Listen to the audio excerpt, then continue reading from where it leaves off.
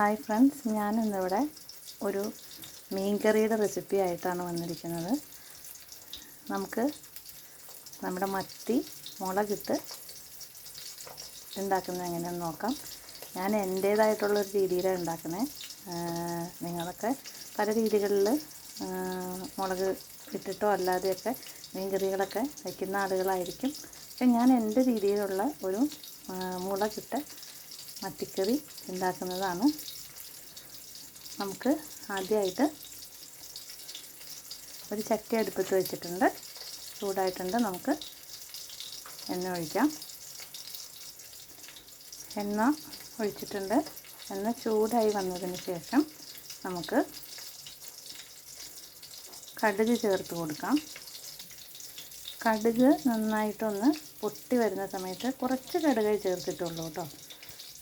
കടുക് നന്നായിട്ട് ഒന്ന് പൊട്ടി വരട്ടെ. അതിന് ശേഷം നമുക്ക് കുറച്ച് ഉലുവ ചേർത്ത് കൊടുക്കാം. ഉലുവയും കുറച്ചാണ് ചേർക്കുന്നത്.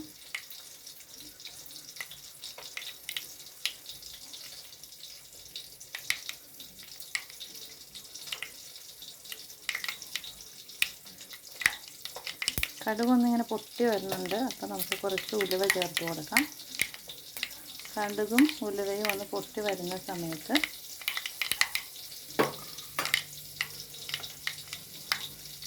നമുക്ക് കടുക് ഉലുവയും ഒന്ന് പൊട്ടി വന്നിട്ടുണ്ട്. ആ സമയത്ത് നമുക്ക് കുറച്ച് ഇഞ്ചി വെളുത്തുള്ളി ചതച്ചത് ഒന്ന് ചേർത്ത് കൊടുക്കാം.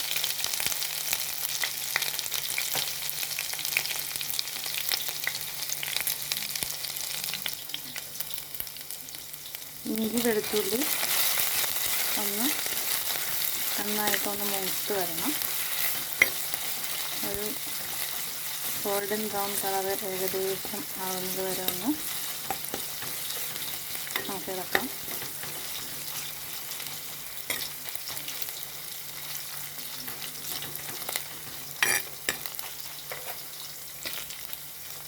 ഇതൊന്ന് നന്നായിട്ട്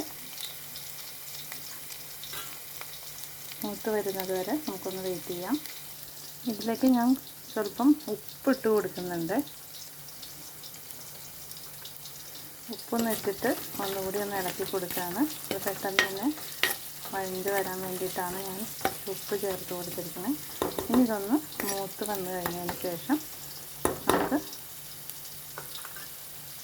മറ്റുള്ള ചേരുവകൾ ചേർത്ത് കൊടുക്കാം.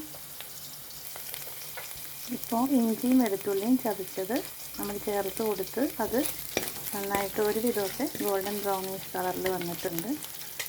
അത് മൂത്ത് വന്നതിന് ശേഷം നമുക്ക് കുറച്ച് സവാള, 2 പച്ചമുളക്, ഒരു മീഡിയം സൈസിലെ സവാളയും ഒരു പച്ചമുളക് അരിഞ്ഞതും കൂടി നമുക്ക് ചേർത്ത് കൊടുക്കാം.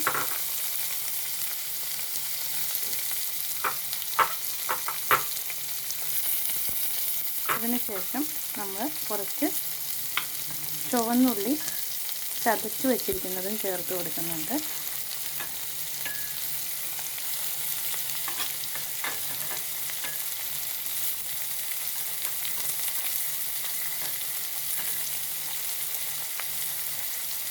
ഇനി നമുക്ക് ഒന്ന് ഇളക്കി കൊടുക്കാം.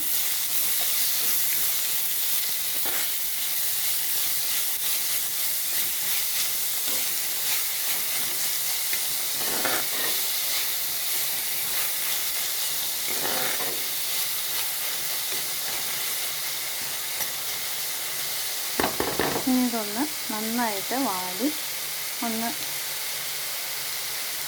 മൂത്ത് വരുന്ന സമയത്ത് നമുക്ക് കുറച്ച് പൊടി ചേർത്ത് കൊടുക്കാം.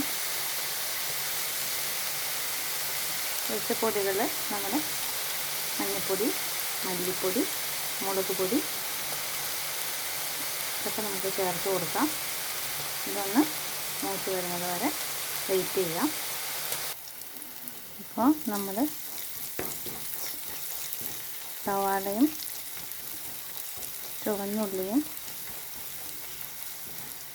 പച്ചമുളകും എല്ലാം ചേർത്ത് കൊടുത്തിട്ടുണ്ടായിരുന്നു. അതൊക്കെ ഒന്ന് നന്നായിട്ട് വഴന്ന് വന്ന് കഴിയുമ്പോൾ നമുക്കിനി പൊടികൾ ചേർത്ത് കൊടുക്കാം.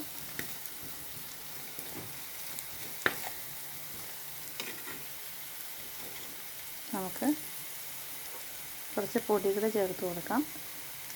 പൊടികൾ ഞാൻ ചേർത്ത് കൊടുക്കുന്നത് മല്ലിപ്പൊടി 1 ടീസ്പൂൺ, മുളക് പൊടി 2 ടീസ്പൂൺ, പിന്നെ കുറച്ച്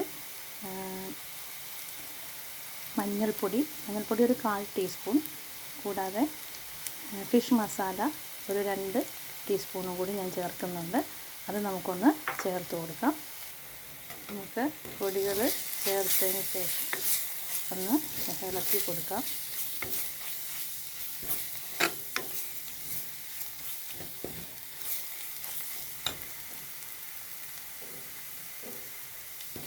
പൊടികൾ ചേർത്തതിന് ശേഷം തീ ഒന്ന് കുറച്ച് വെച്ചിട്ട് നമ്മൾ നന്നായിട്ടതൊന്ന് ഇളക്കി മിക്സ് ചെയ്ത് കൊടുക്കുക.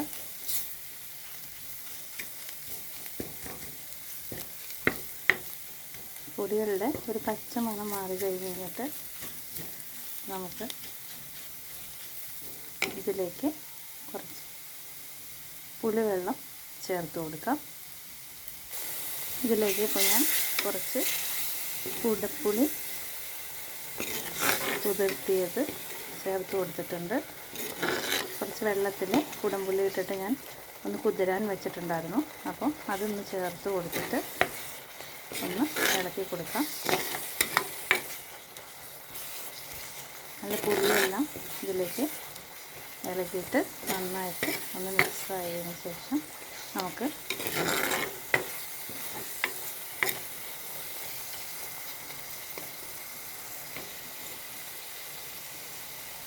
മിക്സ് ആയതിനു ശേഷം നമുക്കിതിലേക്ക് ആവശ്യത്തിന് വെള്ളം ചേർത്ത് കൊടുക്കാം.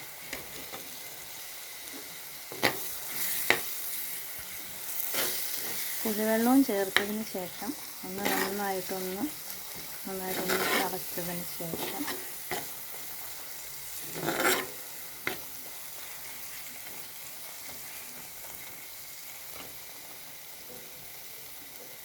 നന്നായിട്ടൊന്ന് തിളച്ച് പൊടികളെല്ലാം നല്ല മിക്സായിട്ട് വന്നതിന് ശേഷം നമുക്കിതിലേക്ക് ആവശ്യത്തിന് വെള്ളം ചേർത്ത് കൊടുക്കാം. അപ്പോൾ ഞാൻ കുറച്ച് വെള്ളം ചേർത്ത് കൊടുത്തിട്ടുണ്ട്. നമ്മൾ ഒരു ഏകദേശം തിക്ക് ഗ്രേവിയിലാണ് നമ്മൾ ചെയ്യണത്. അതുകൊണ്ട് വെള്ളം കുറച്ചേ ഞാൻ ചേർത്തിട്ടുള്ളൂ. നമുക്ക് കുറച്ചും കൂടി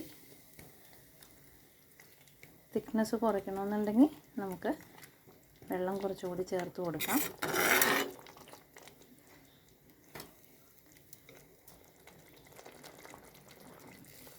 ഇപ്പോൾ നമ്മൾ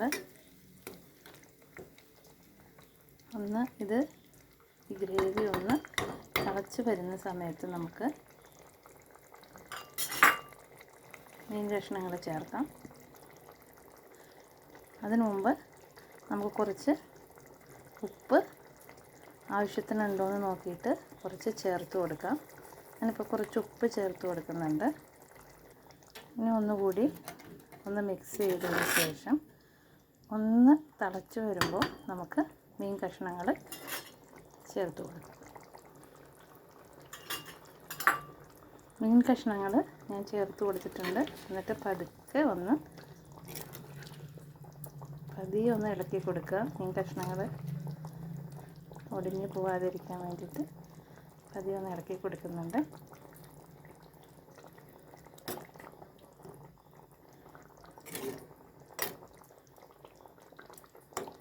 ഇനി ഇത്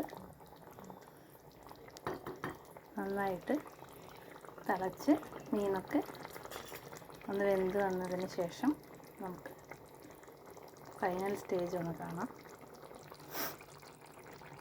മീൻകറി ഇങ്ങനെ പതുക്കെ തിളച്ചുകൊണ്ടിരിക്കുകയാണ്, ആയിട്ടില്ല. പതുക്കെ മീൻ ഉടഞ്ഞു പോവാതെ ഒന്ന് ഇളക്കി കൊടുത്താണ്. ഈ സമയത്ത് ഉപ്പ് പോരാന്നുണ്ടെങ്കിൽ നമ്മൾ ചേർത്ത് കൊടുക്കണം. കറി തിളച്ചുകൊണ്ടിരിക്കുകയാണ്.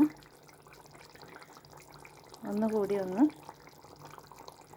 മീൻ കഷ്ണങ്ങളൊക്കെ വെന്തിട്ട് ഈ ഗ്രേവി കുറച്ചും കൂടി തിക്കായിട്ട് വരും. നമുക്ക് എന്നിട്ട് കാണാം. മീൻകറിയുടെ ഫൈനൽ സ്റ്റേജാണ് ഈ കാണുന്നത്. മീൻകറിയൊക്കെ റെഡി ആയിട്ടുണ്ട്. അങ്ങനെ മത്തി മുളകിട്ടത് തയ്യാറായി കഴിഞ്ഞു. അപ്പോൾ ഇത് എൻ്റെ സ്റ്റൈലിലുള്ളൊരു മത്തിക്കറിയാണ്. നിങ്ങൾക്ക് ഇഷ്ടപ്പെടുമെന്ന് വിശ്വസിക്കുന്നു. എല്ലാവരും ലൈക്ക് ചെയ്യണം, ഷെയർ ചെയ്യണം, സബ്സ്ക്രൈബ് ചെയ്യണം, എന്നെ പ്രൊമോട്ട് ചെയ്യണം. Okay, thank you.